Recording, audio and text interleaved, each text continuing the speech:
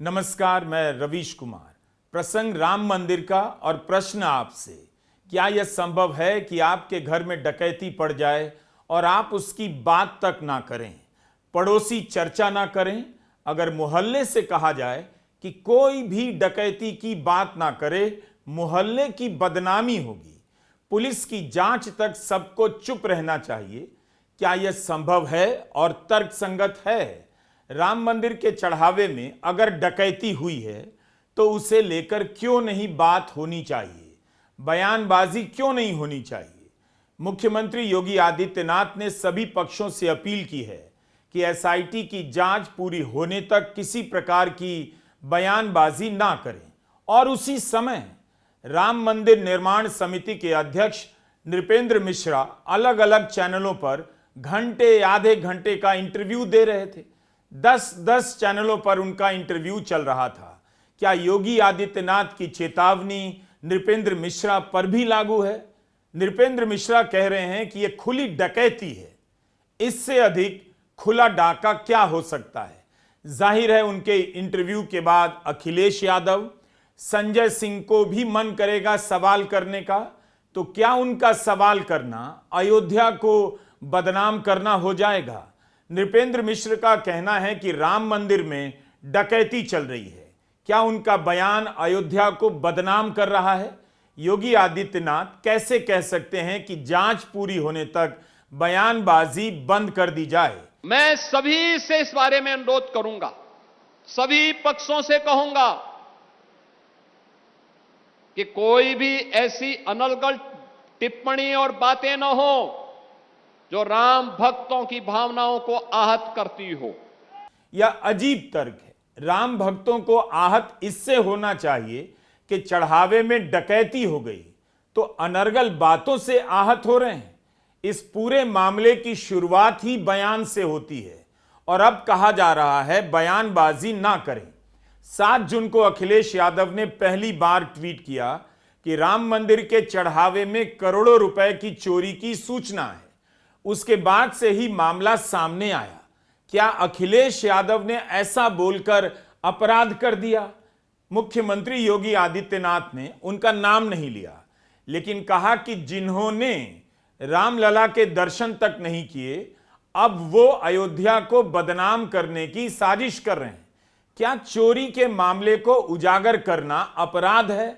मंदिर में चोरी हो रही थी, करोड़ों रुपए लूटे जा रहे थे, इसे वही उजागर कर सकता है जिसने मंदिर में दर्शन किया है?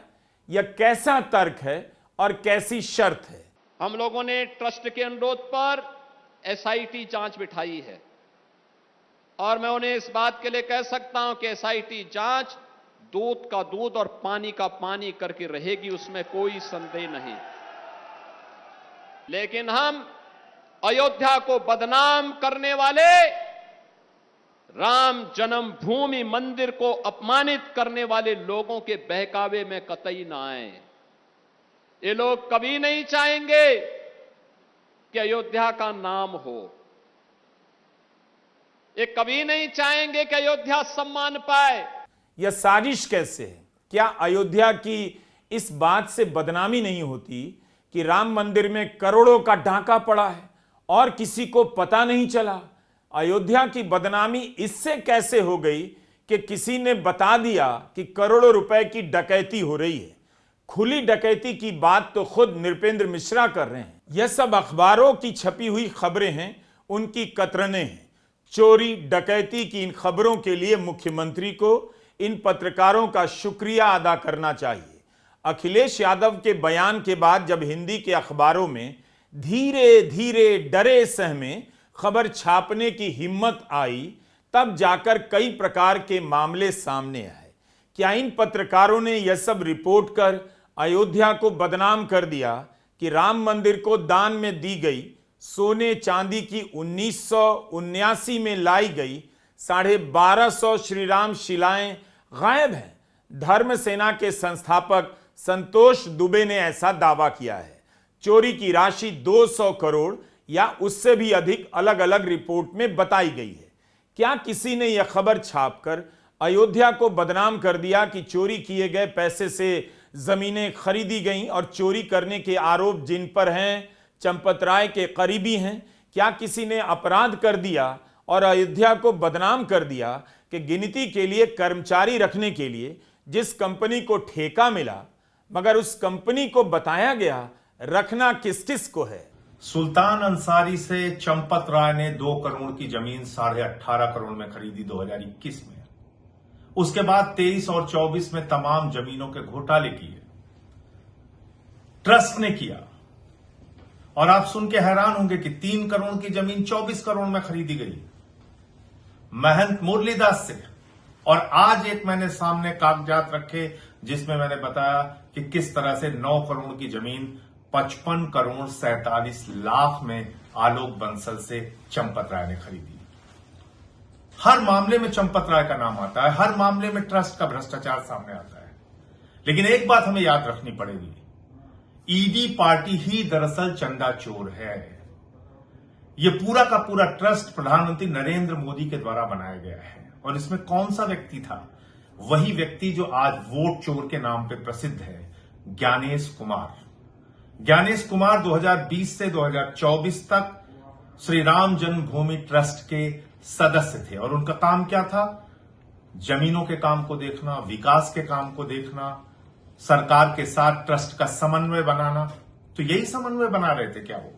ये जमीनों का घोटाला मिलकर कर रहे थे क्या वो चंपत राय के साथ? इन सारे तथ्यों की जांच होनी चाहिए। आप कल्पना कीजिए कि 16 करोड़ दर्शनार्थी एक साल में प्रभु श्री राम के मंदिर में आए। और अगर आप 100 रुपए का भी चंदा मान लीजिए, चढ़ावा मान लीजिए, तो करीब करीब 1600 करोड़ रुपए का चढ़ावा चढ़ा। कितने का भ्रष्टाचार हुआ है, कितने की चोरी हुई है, इस सब की जांच होनी चाहिए।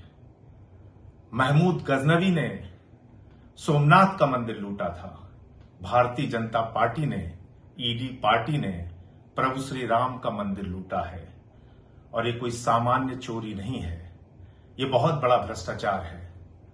इसमें तमाम लोगों से पैसे की बरामदगी हुई है, लेकिन अब तक कोई एफआईआर नहीं हुई है। एसआईटी बनाई गई है। आज योगी बाबा कह रहे हैं कि फालतू की बातें मत करिए, जो तथ्य है एसआईटी को दीजिए।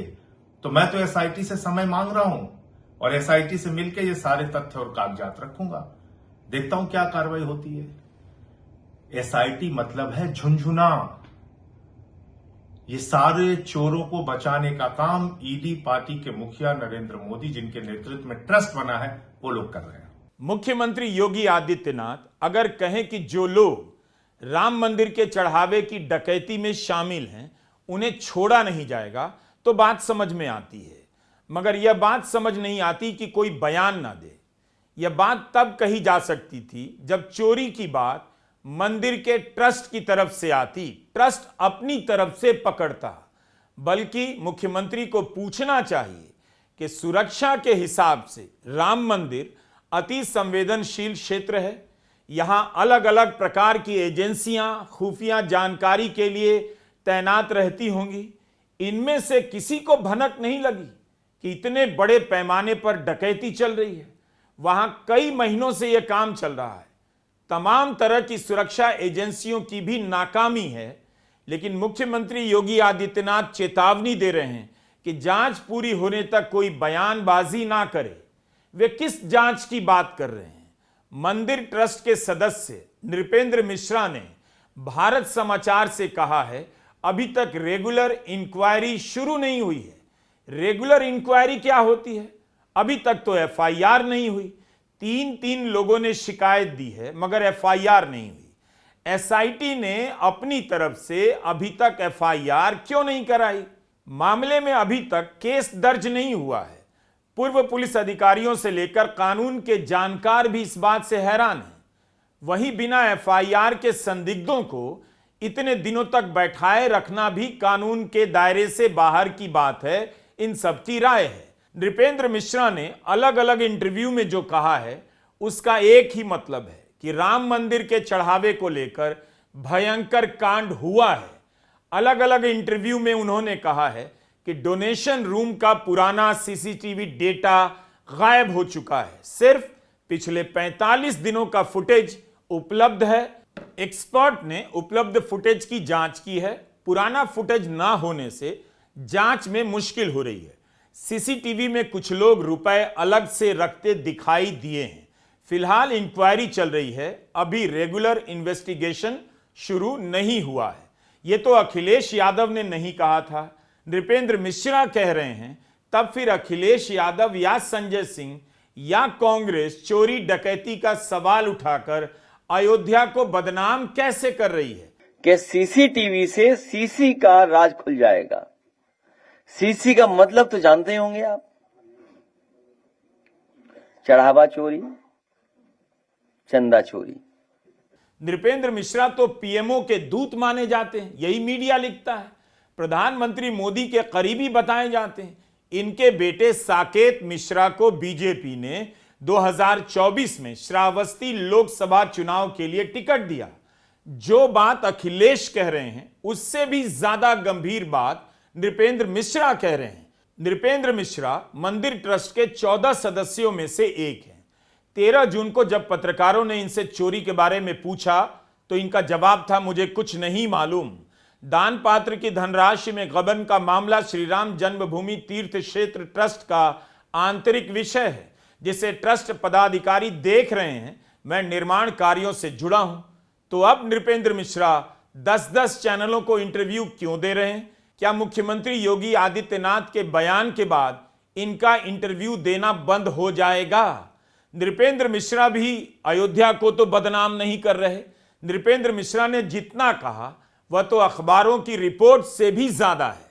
उन्होंने भारत समाचार से कहा है कि मुझे ऐसा लगता है कि डोनेशन के रुपए की निगरानी में दिए गए निर्देशों का अनुपालन 10% से अधिक नहीं हुआ। काउंटिंग सिस्टम फेल था, निर्देशों का 10% से ज्यादा पालन नहीं हुआ। क्या यह मामूली बात है? नृपेंद्र मिश्रा को ही इसकी जिम्मेदारी लेनी चाहिए। जब करोड़ों श्रद्धालुओं के दान की गिनती हो रही थी तब निगरानी व्यवस्था इतनी कमजोर कैसे रही? दिशा निर्देशों का पालन किसकी जिम्मेदारी थी? और अगर नियमों का पालन 90% नहीं हुआ तो गड़बड़ी कितने बड़े स्तर पर हुई होगी? इसकी जिम्मेदारी तो इन्हीं लोगों की है, नृपेंद्र मिश्रा की, चंपत राय की। सैकड़ों करोड़ रुपए के चढ़ावे, सोने चांदी के दान की गिनती की व्यवस्था में 90% पालन नहीं हो रहा। और नृपेंद्र मिश्रा कहते हैं चंपत राय जी एक बहुत संस्कारी व्यक्ति हैं। एक अहम संगठन में उनका जीवन व्यतीत हुआ है। उन्होंने जीवन का हर क्षण संगठन और राष्ट्र को दिया है। दूसरे इंटरव्यू में कहते हैं चंपत राय श्री राम जन्मभूमि ट्रस्ट के कर्ता धर्ता हैं। उनकी निष्ठा पर सवाल नहीं उठाऊंगा। वह पिछले 35 सालों से मंदिर आंदोलन से जुड़े हुए हैं। आपको क्या यह बात समझ आती है? चंपत राय ट्रस्ट के कर्ता धर्ता हैं। चढ़ावे की गिनती में 90% निर्देशों का पालन नहीं होता, मगर उनकी निष्ठा पर सवाल भी नहीं उठा रहे। कायदे से नृपेंद्र मिश्रा को कहना चाहिए कि अपनी जवाबदेही नहीं निभाने के कारण नैतिकता के आधार पर राम की मर्यादा के अनुसार चंपत राय को इस्तीफा दे देना चाहिए। अगर नृपेंद्र मिश्रा यह कह रहे हैं कि मैनेजमेंट का पूरा ढांचा बदलना चाहिए, अनुभवी लोगों के हाथ में सौंप देना चाहिए, तिरुपति के मॉडल पर ढांचा तैयार किया जाए, तो एक तरह से यही कह रहे हैं कि चंपत राय की जो जिम्मेदारी रही है उसमें फेल रहे हैं और इस मैनेजमेंट के लिए अनुभवी नहीं। तो क्या उन्हें इस्तीफे की मांग नहीं करनी चाहिए? चंपत राय को भी खुद से इस्तीफा दे देना चाहिए था। आप जिस संगठन के कर्ता धर्ता हों, जो आपकी जवाबदेही हो और 90% निर्देशों का पालन ना करा पा रहे हो, खुली डकैती चल रही हो, तो क्या इसका जवाब यह होगा कि चंपत राय जिस संगठन से जुड़े हैं उसके संस्कार पवित्र हैं, उन पर कोई सवाल नहीं उठा सकता? तो फिर जांच क्यों हो रही है? जो चंपत राय कह दे मान लीजिए। कानूनी रूप से अगर अपराध हुआ है तो क्या चंपत राय को इस वजह से छूट मिलेगी कि संगठन के संस्कार पवित्र हैं? मुख्यमंत्री योगी आदित्यनाथ को बताना चाहिए कि नृपेंद्र मिश्रा ने अपने कई इंटरव्यू में जो कुछ भी किया कहा है उन सब का अब क्या किया जाए? नृपेंद्र मिश्रा यह क्यों कह रहे हैं कि जिसने डाका डाला है भगवान देखेंगे, 7 पीढ़ी तक श्राप मिलेगा? क्या राम मंदिर में डकैती के मामले को इस तरह से देखा जाएगा? इसी से संदेह होता है कि डकैती की रकम, उसकी घटना को किसी तरह कम करने का प्रयास हो रहा है। नीट परीक्षा में पेपर लीक हुआ, धर्मेंद्र प्रधान पर कोई जवाबदेही तय नहीं हुई। राम मंदिर के चढ़ावे में डाका पड़ गया, एसआईटी जांच कर रही है और चंपत राय की कोई जवाबदेही नहीं। भारत समाचार ने रिपोर्ट किया है कि राम मंदिर की दान राशि में कथित हेर फेर के मामले में लगातार नए और गंभीर खुलासे सामने आ रहे हैं। प्रकाशित रिपोर्टों के मुताबिक दान की गिनती के दौरान नकदी को चुराकर बाथरूम में छिपाने और फिर रिश्तेदारों और परिचितों के जरिए बाहर पार कराने का खेल चल रहा था। रिपोर्ट में दावा किया गया कि दान की गिनती से जुड़े कुछ लोग नकदी को पहले अलग करते थे, बाद में बाहर पहुंचाया जाता था। आरोप है कि इसी पैसे से जमीन और संपत्ति खरीदने तक की बात जांच में सामने आई है। इस मामले में एक और एंगल है जेवरात का। अमर उजाला के मुताबिक ट्रस्ट पदाधिकारी चढ़ावे में आए सोने चांदी और बहुमूल्य जेवरातों का स्पष्ट हिसाब नहीं दे पा रहे हैं। रिपोर्ट कहती है कि आशंका बढ़ती जा रही है कि करोड़ों की नकदी तो पार हो गई, साथ ही सोने चांदी हीरे के दान किए गए कीमती जेवरातों में भी हेर फेर हो सकती है। एसआईटी ने अनिल मिश्रा, गोपाल राव, टिन्नू यादव से लंबी पूछताछ की है। चंपत राय से भी सवाल पूछे जाने की बात इस रिपोर्ट में सामने आई है। मीडिया रिपोर्ट उठाकर आप देखिए क्या क्या खबरें अब बाहर आ रही हैं। भारत समाचार ने यहां तक लिखा है कि जांच में रामलला को उपहार में मिले बहुमूल्य हार और चरण पादुका का मामला भी पहेली बना हुआ है। एसआईटी यह पता लगाने की कोशिश कर रही है कि रामलला को भेंट किया गया बहुमूल्य हार और चरण पादुका आखिर कहां गए और उनका पूरा रिकॉर्ड किसके पास है। इस तरह की खबरें मीडिया में छपी हैं।